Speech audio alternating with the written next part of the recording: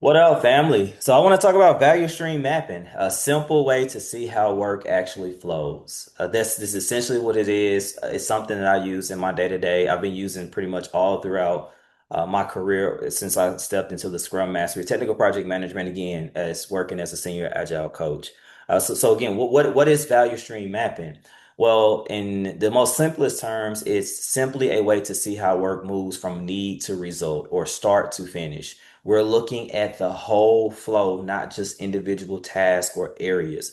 I don't want to jump too much ahead of myself, but a lot of times as leaders and managers, we focus in on one area and we talk about systems, but we don't understand the way things flow through the systems at whole, especially when we're running different streams throughout our small business, ministry, everyday life, or just everyday operations. Like and I know I have small business on this, but it can scale from small to mega. Like value stream mapping can come, like you can use it as a lens to wherever you are in your journey or your organization, is what I'm trying to say.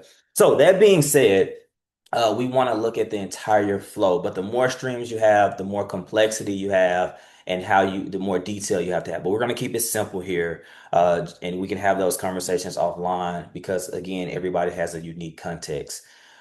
So, what is the trap? The trap is, again, as leaders, we sometimes fix one problem and accidentally create another one downstream. You've probably heard it best, kick the can down the road. But the thing is that when we're looking at a problem and it shows up, we oftentimes it's nothing wrong. Like sometimes we can make that quick fix and it's just a tweak. We don't always have to come back to the value stream mapping. But if we see something systemic and you have people working hard and everybody's kind of having the same issue or complaining around the same thing, this is where that value stream mapping comes in because the system might actually be dictating the behavior. And the system sometimes can be choking the life out of good leaders, like very good managers or stewards. Like it's the system itself. And so, what I love about value stream mapping, it just doesn't ask the question of how do we make this person better or faster. No, it asks how do we improve the whole flow because we don't want to create more bottlenecks and create more stress. This is what value stream mapping in its simplest terms helps us think about.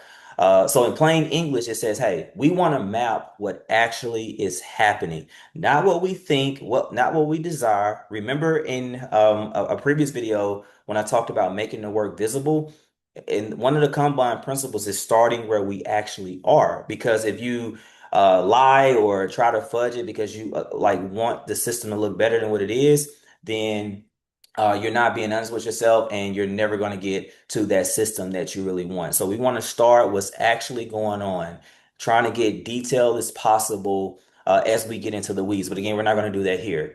But we don't want to get into what we think happened. We want to get into what's actually going on. We want to look at every step, every handoff, the waiting, the rework, the decisions that's being made.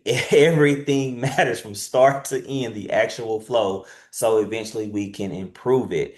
And if we can't take action around it, then we've just really wasted our time with pretty charts that's not going to lead anywhere. So again, it's about realness and actually capturing from start to finish, whether it's an event, whether it's around you in a food service, leadership development pipeline, a program, again, a service, a product. This can be applied. So last thing on this one is that when this happens, we start to separate what adds value from what creates friction. Let me say that again. We start to separate what adds value. I'm sorry. We start to separate what adds value from what creates friction. So let's get into a practical example with a small business, and then we're going to talk about ministry and leadership development, what it looks like, what it could look like, because again, you do have a unique context. So here's a service business from a customer call all the way to the payment when the payment is accepted. So you see in this chart that the actual work may only be about 3 hours. That's what it's saying. The actual work as a leader, as a manager, it's like, I know that this only takes about 3 hours, but why is it taking around 7 days? That is a huge gap, like for any, because now you know that your people are not spending as much time on value creation. So that tells me that there's an opportunity that may be in waiting. But often what happens is we think people aren't working hard. What did we just say earlier? This is where sometimes leaders as managers, we the system that we've created is actually chalking the life out of good leaders or good workers or volunteers or like just people with a servant heart. Whatever organization or ministry, whatever we're in, a lot of times it's the system. So we have to ask ourselves, what is the opportunity here? So in this particular chart, we see wait one day, waits like from the call to the estimate, it's waiting. From the approval, it's another waiting 2 days, waiting one day, waiting 2 days, same day. So again, here it goes. We might say, okay, if we're not looking at this value stream mapping, we zone in and we be like, okay, let's fix the estimate and approval because why is it taking one day for estimates to get to people approving? Hey, approve the estimate.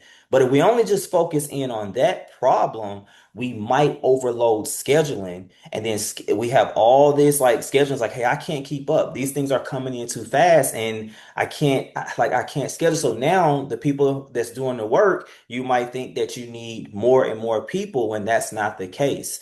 So we once again look at the entire system and start talking to different people and come back and it might be some incremental tweaks throughout the process until we get to that optimal place. Now, this is also a living document because things change, new technologies, new software, new processes, like new products might come into play. So you have to kind of revisit it and make sure that this is a living document. So that's what it tells us is that we want to make sure that we reduce waste and rework, but we want it to be optimal and not kick the can down the road because we're looking at the system as a whole.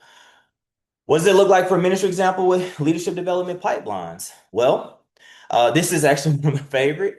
So in the context of a ministry, we can apply the same thing, the same thinking that we just talked about when we look at a small business. So example, we may identify good people, but we to step up and lead, but the communication gets inconsistent. You know, nobody's clear on the next steps. How do we get people in leadership? How do we know that we're developing them? How do we know that they are a leader that fits this context? Like, do they just come in because they have a skill set and now they get frustrated and like, again, things get choked out because it's our process, it's our value stream mapping. Like we know that action needs to be took, but the next step is unclear.